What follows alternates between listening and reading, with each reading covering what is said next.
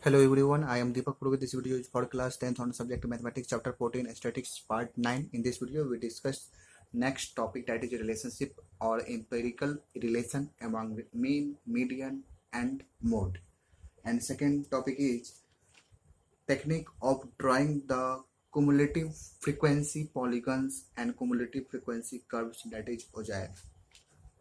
Now first we derive relationship between mean, median and mode. The relation is 3 into median is equal to mode plus 2 into mean. बीच वाले mean median mode, तो बीच वाला median होता है, ठीक है, तो median into 3 is equal to हो जाएगा मीडियन के बाद मोड प्लस 2 इंटू मीन हो जाएगा। मोड के बाद जो बचा हुआ मीडियन मोड हो गया, तो जो बचा हुआ रिमेनिंग रह गया वो मीन, ठीक है। तो 3 median is equal to mode plus 2 mean, ये हो गया मेन फॉर्मूला। अब यहाँ से इस फॉर्मूला से कोई दो वैल्यू अगर दिया रहेगा तो हम तीसरा वैल्यू फाइंड कर सकते हैं। एज फॉर एग्जांपल, अगर मोड और मीन दिया हुआ है तो मीडियन फाइंड कर सकते हैं, मीडियन और मोड दिया हुआ है तो मीन फाइंड कर सकते हैं, ठीक है। सिमिलरली इस तरह से तो इस तीनों को हम सेपरेट बना लेते हैं। सेपरेट क्या हो जाएगा, तो सबसे पहले मोड इज इक्वल टू हो जाएगा 3 मीडियन माइनस 2 मीन, ठीक है। Mode is equal to 3 median minus 2 mean हो जाएगा। उसके बाद मोड के बाद मीडियन का अगर फॉर्मूला ड्राइव करना चाहेंगे तो मीडियन का फॉर्मूला हो जाएगा mode plus 2/3 into mean minus mode. अब इसको थोड़ा सा आसान कर लिया गया है। कैसे, तो देखिए यहाँ से मीडियन इज इक्वल टू अगर फाइंड करेंगे तो 1/3 हो जाएगा मोड और प्लस हो जाएगा 2/3 मीन, ठीक है। देखिए median is equal to 1/3 mode plus 2/3, ये होना चाहिए एक्चुअली में, लेकिन इसको क्या कर दिया गया है, तो यहाँ पर मोड जो है, यहाँ पर मोड 1 मोड हो जाएगा, 1 मोड। हम ये 2/3 को हम यहाँ पर ऐसे लिख देते हैं 2/3 मोड। तो 1/3 देखो, इस पूरे का कंप्लीट वैल्यू क्या आएगा, 1/3 मोड, ठीक है। 3 mode minus 2 mode, that is 1/1 mode. 1/3 mode को इस तरह से ये लिख सकते हैं, अब प्लस 2/3 यहाँ हो जाएगा 2/3 मेन। अब यहाँ से क्या करेंगे, 2/3 कॉमन ले लेंगे, ठीक है। 2/3 कॉमन ले लेंगे तो क्या मिलेगा, प्लस 2/3 कॉमन लेंगे तो मीन माइनस मोड बचेगा, ठीक है।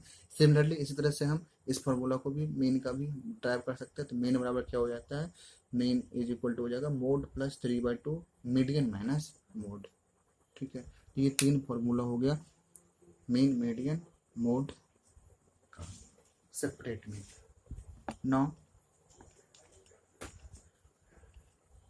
Now we have already studied about graphical representation of frequency distribution of bar graphs, histograms and frequency polygon.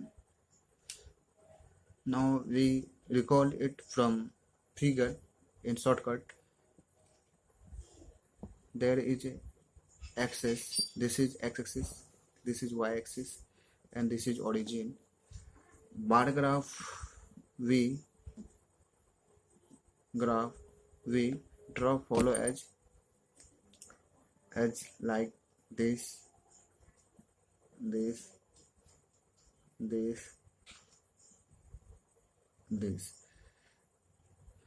In the x-axis we represent class interval and y-axis frequency. At y-axis we represent frequency. In bar graphs there is gap between frequency of two class interval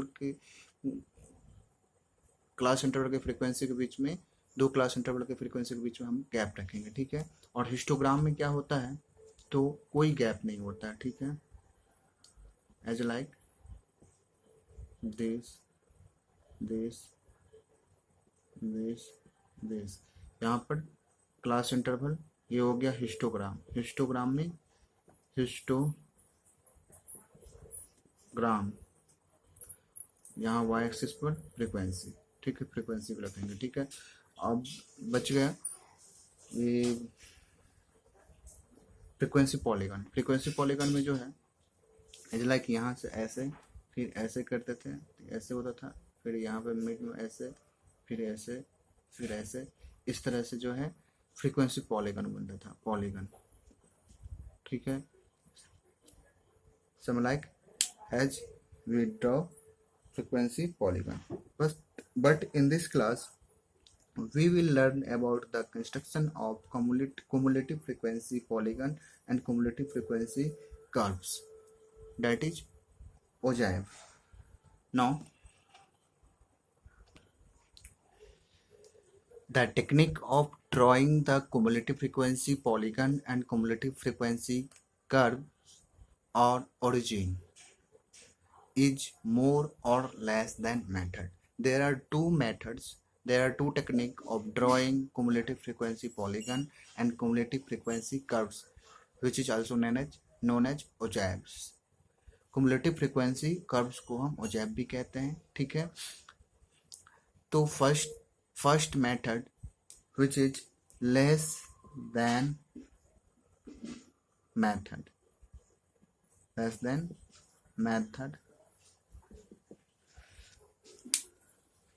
to construct a cumulative frequency polygon,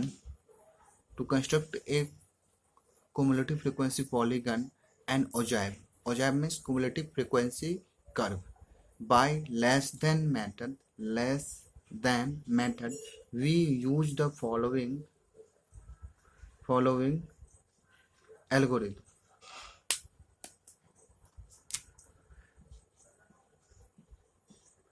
The algorithm, step first, start with upper limits of class interval के upper limit से हम start करेंगे, and class frequencies to obtain the cumulative frequency distribution, और class frequency से हम cumulative frequency distribution obtain करेंगे। क्या करेंगे? cumulative frequency distribution, हम उसके जो है क्लास फ्रीक्वेंसी से हम cumulative frequency distribution ऑब्टेन करेंगे। स्टेप फर्स्ट में स्टार्ट कहाँ से करेंगे? अपर लिमिट, क्लास इंटरवल के अपर लिमिट से, ठीक है। Step second, mark upper class limit along x axis on a suitable scale. Upper class limit जो भी प्रत्येक क्लास इंटरवल का आएगा उसको हम एक सुटेबल स्केल लेकर के एक्स एक्सिस पर रिप्रेजेंट करेंगे, मार्क करेंगे। And next step third, mark the cumulative frequency along y-axis on a suitable scale, और corresponding class limits का जो cumulative frequency होगा उसको y-axis पर एक suitable scale लेकर के y-axis पर मार्क करेंगे। suitable scale क्या होगा? डिपेंड करता है कि cumulative frequency कैसा हमको कहाँ तक हमको मार्क करना है, ठीक है। इसको विशेष तौर से हम क्वेश्चन में समझेंगे। Now step 4, plot the points xi, fi, where xi is the upper limit of a class and fi is corresponding cumulative frequency।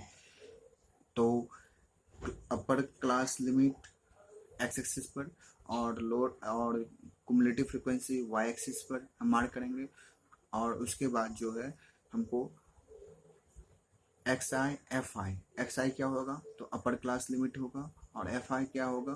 तो corresponding cumulative फ्रीक्वेंसी होगा। उससे हमको पॉइंट्स को प्लॉट करना है उस एक्सिस पे, उस प्लेन पे। Now in last step 5, join the points obtained in step 4 by a free hand smooth curve to get ogive. अब हम free hand that is smooth curve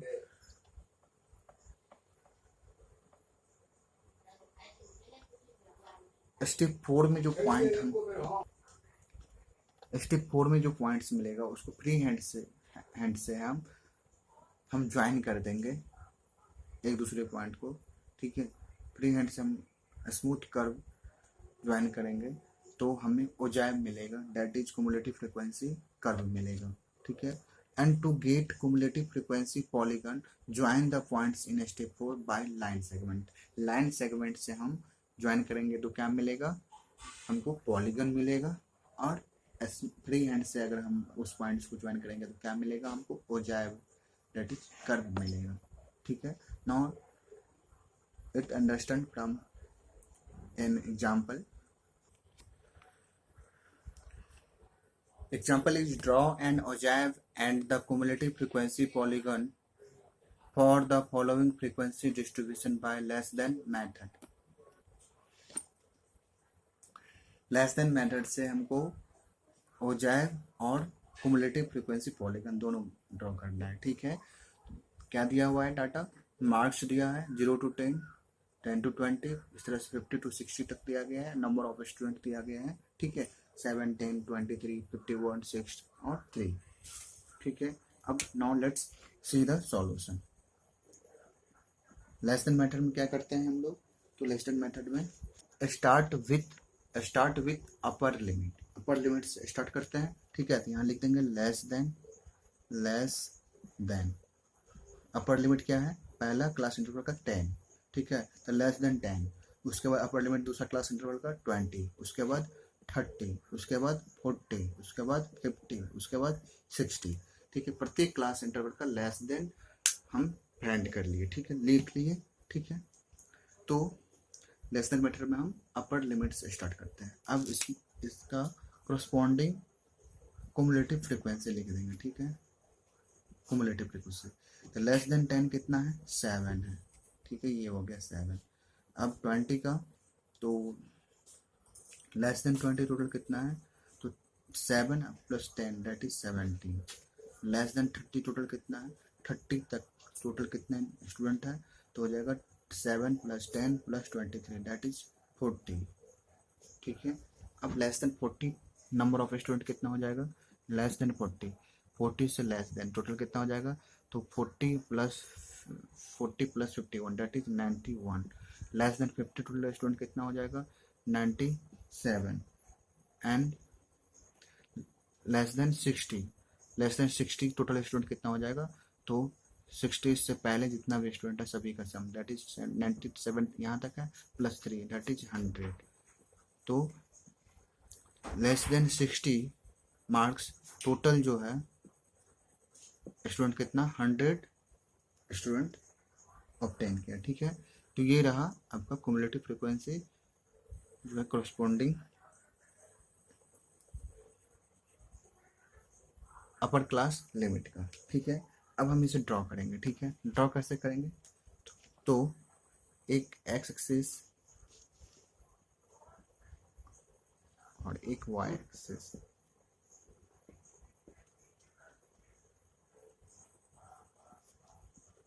x axis पर हम क्या लिखेंगे, तो मार्क्स लिखेंगे, मार्क्स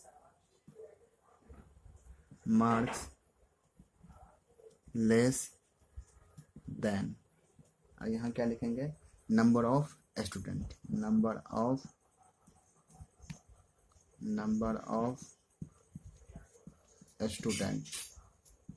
स्टूडेंट्स, ठीक है। अब यहाँ हो जाएगा 0। अब यहाँ पर हमको देखना है डाटा लेस देन को, मार्क्स लेस देन यहाँ लिखना है एक्स एक्सिस पर, तो 10 से हमको 60 तक लिखना है, तो 0 हो गया, तो हमको 10 का गैप रखेंगे तो चलेगा, ठीक है। यहाँ हो गया 10, यहाँ हो गया 20, यहाँ हो गया 30, यानी हम ग्राफ पेपर पर एक बॉक्स के डिस्टेंस को 10 ले लेंगे, ठीक है। 2 बॉक्स के डिस्टेंस को भी हम ले सकते हैं, 6 दूनी 12, 6 2 जो 12 बॉक्स चाहिए, तो 2 बॉक्स पर भी हम डिफर को ले सकते हैं 10 यूनिट, लेकिन यहाँ पर हम एक बॉक्स का ले रहे हैं 40, 50, और ये 60। अब यहाँ पर देखेंगे हमको 7 से लेकर 100 तक डाटा को वाई एक्सिस पर मार्क करना है, तो हमको एक बॉक्स का डिस्टेंस को 10 लेंगे तो हो जाएगा आराम से। तो यहाँ 10 ले लिए, यहाँ पर 20, यहाँ पर 30, यहाँ पर 40, यहाँ पर 50।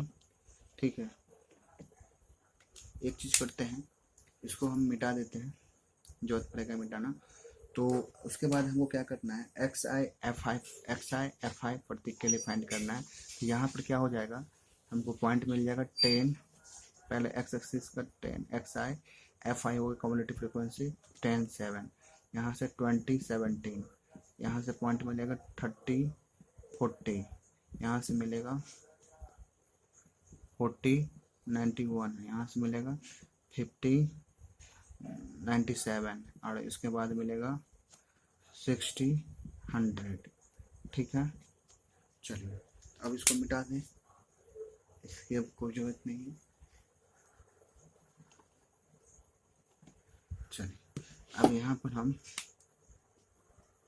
इसको और बड़ा कर देते हैं, यहाँ हो जाएगा 60, यहाँ हो गया 70, यहाँ हो जाएगा 80, यहाँ हो जाएगा 90, और यहाँ हो गया 100। अब देखिए यहाँ पर 10 7 को इंडिकेट करना है, 10 7 पॉइंट को 10 यहाँ हो गया, और 7 कहाँ होगा, यहाँ पर यहाँ हो जाएगा। अब देखो 20 17 को करना है, 20 17 कहाँ होगा, यहाँ पर होगा 20 17।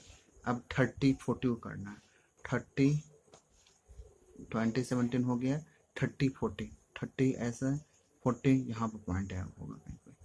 ठीक है, ये वाला पॉइंट जो है 30 40 हो जाएगा। अब 40 91 40 40 91 40 91 ये पॉइंट हो गया। ठीक है, 40 91 ये वाला पॉइंट हो जाएगा। 50 के साथ 97, 50 के साथ 50 97, 50 97 आ जाएगा, 50 97 हो जाएगा यहाँ। ठीक है, और लास्ट जो है 60 100 60 60 60 100, तो ये वाला पॉइंट हो जाएगा। ठीक है, ये वाला पॉइंट। अब पॉइंट्स मिल गए सारे पॉइंट। अब इस पॉइंट्स को हम क्या करेंगे, इस पॉइंट्स को हम फ्री हैंड से ज्वाइन करेंगे। तो फ्री हैंड से ज्वाइन करेंगे तो ऐसा ऐसा मिलेगा, ऐसा मिलेगा, ऐसा मिलेगा, ऐसा मिलेगा। ठीक है, ये हो गया फ्री हैंड। ठीक है, तो ये फ्री हैंड वाले पॉइंट्स जो हमको कर्व मिला वो होगा, हो जाएगा ओजाइब।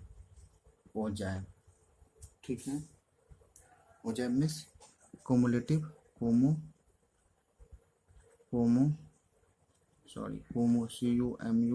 कोमुलेटिव फ्रीक्वेंसी कर्व। ठीक है, कोमुलेटिव फ्रीक्वेंसी कर्व को हम ओजाइब कहेंगे। अब इसको हम स्केल से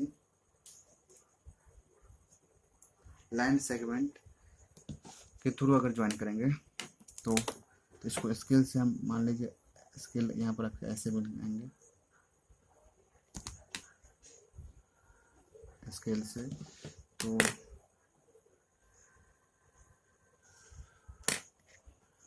हम ऐसे मिलाते हैं। चलिए, तो स्केल से मिला रहे इस तरह से, तो ये स्केल वाला जो हो जाएगा, ये स्केल लाइन सेगमेंट से जो मिलाएंगे वो हो जाएगा आपका पॉलीगन, कोमुलेटिव फ्रीक्वेंसी पॉलीगन। ठीक है, पॉलीगन। ठीक है, तो हम क्या करेंगे, लेस देन मेथड में हम अपर लिमिट से स्टार्ट करेंगे और प्रत्येक क्लास इंटरवल का अपर लिमिट ले लेंगे, और प्रत्येक क्लास इंटरवल का हम कोमुलेटिव फ्रीक्वेंसी फाइंड कर लेंगे। ठीक है, लेस देन मेथड में, और उससे हम पॉइंट्स फाइंड करेंगे, फिर उस पॉइंट को फ्री हैंड से अगर ज्वाइन करेंगे तो हो जाएगा ओजाइब। अगर उसे हम लाइन सेगमेंट से ज्वाइन करेंगे उस पॉइंट्स को, तो हो जाएगा cumulative frequency polygon. Thank you for visiting this video. The next concept from this chapter will be continued in next part of the video.